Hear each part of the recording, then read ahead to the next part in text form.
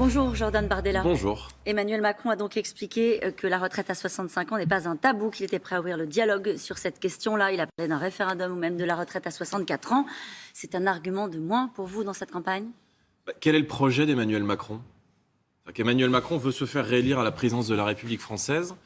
On n'a pas compris quel était son projet pour le pays. C'est la seule mesure concrète qu'il avançait, qui était la retraite à 65 ans. Il s'aperçoit probablement qu'elle est d'une brutalité sociale absolument inouïe, qu'elle va peut-être empêcher une partie de la gauche de se reporter sur lui au second tour, au profit de Marine Le Pen et du Rassemblement national. Donc, il décide de faire machine arrière. Il Donc, a écouté, Emmanuel Macron, c'est ce tout qu'il dit. et l'inverse de tout. Oui, non, mais en fait, c'est pas ça. C'est qu'Emmanuel Macron, c'est tout et l'inverse de tout. C'est-à-dire que le lundi, on a une politique, le mardi, on en a une autre, et le mercredi, on en a encore une autre. Moi, je pense qu'il fera cette retraite à 65 ans. Il fera cette retraite à 65 ans. Qu'est-ce qui vous fait dire ça ? Lui, d'ailleurs, à plusieurs reprises, il a indiqué à la fin de cette année 2021 qu'il ferait, s'il était réélu, la réforme des retraites. Et donc, évidemment, le fait de modérer son argumentation là-dessus vient probablement de l'approche du second tour de l'élection présidentielle. Il dit qu'il écoute, il dit qu'on ne peut pas passer en force et qu'il faut entendre les inquiétudes qu'a pu susciter cette mesure qui a été mal comprise. Mais son rôle de président de la République, enfin en tout cas de candidat, c'est de proposer un projet pour le pays. Je pense qu'un président n'est pas là pour se faire réélire à tout prix, mais pour proposer un horizon à la nation. Nous, on sait où on veut aller. Et on veut aller vers une retraite à 60 ans pour toute personne qui entre sur le marché du travail entre 17 et 20 ans. Il dit c'est pas financé. 9 milliards, c'est parfaitement financé, on lui enverra nos chiffrages. Je pense que Marine Le Pen et Emmanuel Macron auront l'occasion d'en débattre la semaine prochaine. Et au-delà, jusqu'à 62 ans, mais pas au-delà. Parce que je pense que la retraite, c'est une vision de l'homme, c'est un choix de la société. Et il y a des millions de Français, madame, qui dans notre pays font des métiers de force, font des métiers difficiles, qui ne peuvent pas travailler au-delà de 62 ans. En tout cas, c'est ce que nous pensons. Nous ferons cet effort parce que je pense que c'est une vision qu'on a de l'homme et de la société. Ça veut dire que vous demandez un engagement supplémentaire de la part d'Emmanuel Macron, une précision sur ce qu'il souhaite faire sur la question des retraites ? Non, je n'ai rien à demander à Emmanuel Macron. Les Français choisiront. Les Français voient qu'on a d'un côté une candidate qui est claire, qui est sincère, qui respecte les Français parce qu'elle a fait des engagements qu'elle tiendra durant son quinquennat. Et on a un président dont personne n'est capable de citer plus de 3 mesures politiques qu'il propose en cas de réélection. Ça veut dire que votre projet à vous, dans cet entre-deux-tours, il est totalement gravé dans le marbre. Il n'y aura eu aucune adaptation en fonction de ce qui s'est passé au premier tour. Par exemple, qu'est-ce que vous pouvez dire aux électeurs de Jean-Luc Mélenchon ? Je leur dis que vont-ils voter pour un candidat qui propose, quoi qu'on en dise, la retraite à 65 ans, qui va accélérer la casse sociale, qui a mis à pied 15 000 soignants avec un salaire de 0 à la clé, qui a supprimé depuis 2013, puisqu'avant il était ministre, 27 000 lits à l'hôpital public, qui a balayé d'un revers de la main le référendum d'initiative citoyenne. Je veux juste leur dire, pour vous répondre, qu'avec Marine Le Pen, il n'y aura pas de faux. Voilà, c'est-à-dire qu'on sait où on va, il y a un projet qui est clé en main, qui est concret, on a des textes de loi qui sont prêts à être votés, et vous savez notamment que l'une des premières mesures qu'on prendra dès notre élection, c'est une mesure en faveur du pouvoir d'achat, c'est la baisse de la TVA de 20% à 5,5% sur l'ensemble des énergies et sur le carburant. Je retiens qu'il n'y aura aucun changement dans le programme de Marine Le Pen dans cet entre-deux-tours, c'est bien ça ? Le programme tel qu'il a été présenté au premier tour par Marine Le Pen demeurera au second tour. Il n'y aura pas de modulation, il n'y aura pas d'adaptation. Il peut y avoir, l'exercice du pouvoir, l'évolution de la société et du monde peut vous amener parfois à prendre des décisions qui n'étaient pas prévues. Mais Emmanuel Macron a fait tout et le contraire de tout. Il avait promis la proportionnelle, il ne l'a pas faite. Il avait donc promis les changements, de défendre ce sera le nucléaire, après l'élection, c'est il ça n'a que pas vous dites. défendu le nucléaire. Vous changerez, non, je vous dis pas adapterez. ça. Je dis qu'il faut être pragmatique, mais que les engagements que nous prenons dans le cadre de la campagne seront intégralement votés, notamment la baisse de la TVA et le référendum sur l'immigration qui sera voté dès les premiers mois du quinquennat. On parlait des électeurs de Jean-Luc Mélenchon, ça va être un enjeu naturellement de cet entre-deux-tours. Vous les avez traités d'islamo-gauchistes pendant des mois. Non, pas du tout. Jamais ? Non, pas du tout. J'ai dit que la dérive dans laquelle était tombé Jean-Luc Mélenchon était effectivement une dérive islamo-gauchiste. C'était lui, c'était pas son parti ? D'abord, lui n'est pas son parti, et son parti ne sont pas les électeurs. Et je pense que Jean-Luc Mélenchon n'est pas propriétaire de ses électeurs. Et je pense qu'il y a beaucoup d'électeurs de Jean-Luc Mélenchon qui sont inquiets de cette insécurité sociale et qui voient bien que Marine Le Pen est la candidate de l'ensemble des protections. Je veux dire, on n'est pas là pour parler à la droite ou pour parler à la gauche. On dit juste qu'il y a 70% des Français qui ont voté contre Emmanuel Macron et que la candidate des protections, c'est Marine Le Pen. Mais vous pensez par exemple que les mesures d'interdiction du voile dans l'espace public, par exemple, ce genre de mesure n'est pas quelque chose qui est un épouvantail pour cet électorat ? Est-ce que là-dessus, il peut y avoir une adaptation ? Je pense qu'il y a beaucoup de Français qui ont une sensibilité à gauche, qui sont attachés à la laïcité et qui voient bien que la dérive dans laquelle était tombé M. Mélenchon était une dérive communautariste. Or, ce communautarisme, nous le combattons.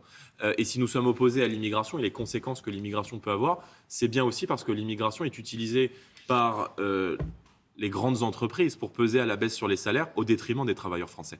Il parlait de créolisation, Jean-Luc Mélenchon, et il était soutenu par cet électorat-là Ouais, aussi. On a évidemment des points de désaccord. Je ne vais pas vous dire que Marine Le Pen et Jean-Luc Mélenchon ont porté le même projet. Je dis juste que Jean-Luc Mélenchon a mis sur la table cette inquiétude sociale, cette insécurité sociale.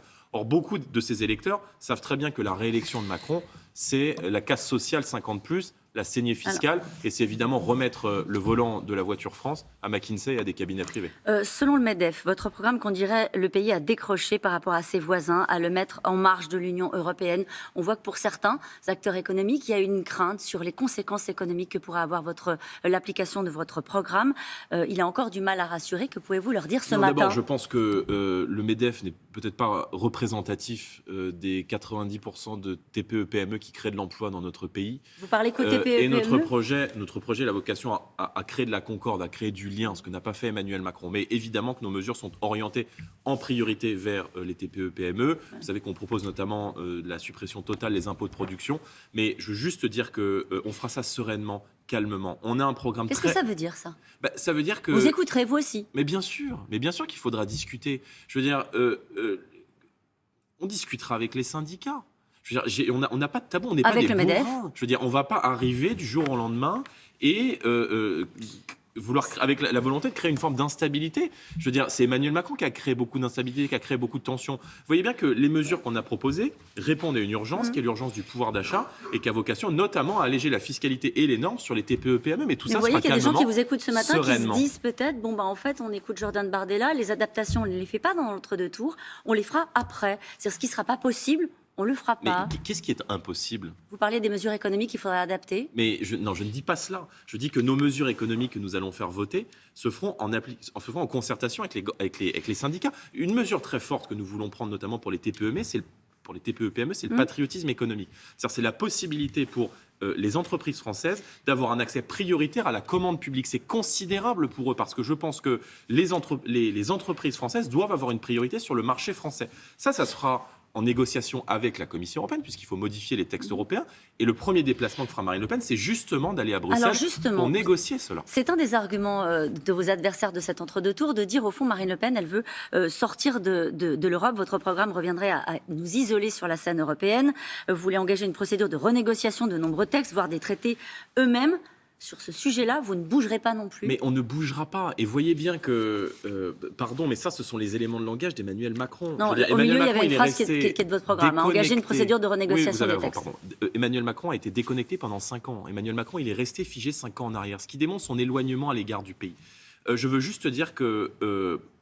si le peuple vote, le peuple gagne. Et qu'Emmanuel Macron ne défend pas les intérêts du peuple français, il défend des intérêts privés, parfois des intérêts étrangers, et qu'on peut refermer cette parenthèse-là. Tout ce que les Français vivent, les 60% de taxes sur les carburants, les retraités qui vivent avec 8 € par jour, c'est Emmanuel Macron qui a désindexé les pensions de retraite de l'inflation. Nous les réindexerons sur... ça encore, tout est l'inverse de tout. Nous réindexerons les pensions de retraite sur l'inflation, nous revaloriserons pas une seule retraite en dessous de 1 000 € et nous rétablirons la demi-part fiscale pour les veufs et les veuves qui a été supprimée par le gouvernement socialiste auquel M. Macron a appartenu. Donc on peut faire différemment et pour ça il faut du courage, de la volonté politique, de la sincérité. Et je pense que c'est des qualités qu'a Marine Le Pen. Votre campagne, c'est tout sauf Macron ? En tout cas, beaucoup de vos confrères nous demandent « mais où sont vos réserves de voix ?» Il y a 72% des Français qui ont donc voté en ce premier tour contre la politique d'Emmanuel Macron. Donc cette politique-là, elle n'est pas une fatalité. Et tous ceux qui ne veulent pas de la réélection d'Emmanuel Macron, parce qu'ils savent que ça sera 5 ans de désordre, de tension, de violence, y compris de violence sociale, sont évidemment les bienvenus pour construire ce grand rassemblement que nous construisons. Et moi, je dis aux Français, ne vous fiez pas aux caricatures, ne vous fiez pas au prêt-à-penser. Allez écouter Marine Le Pen, allez lire son projet sur notre site de campagne et vous verrez que notre projet, il est à la fois sérieux, crédible, chiffré et qui va rendre à la fois beaucoup de pouvoir d'achat et beaucoup de sécurité aux Français. Jordan Bardella, qu'est-ce que vous avez à dire à Philippe de Villiers, à Guillaume Pelletier, à Marion Maréchal Le Pen, à Éric Ciotti ? Mais je ne suis pas dans le marchandage, je parle à tous les Français. Je veux dire, le À eux, second vous avez tour de rien la à leur dire présidentielle, mais s'ils sont patriotes, alors ils voteront pour la candidature de Marine Le Pen. Mais je veux dire, on n'est pas là. Marine Le Pen, c'est une femme libre, elle n'est pas enfermée dans des accords de boutique. Notre objectif, c'est de rassembler les Français, c'est de recréer de la concorde nationale dans le pays. Des patriotes, il y en a à droite, il y en a à gauche, parce que ce choix du 24 avril, c'est le choix entre ceux qui croient en la France et ceux qui n'y croient plus.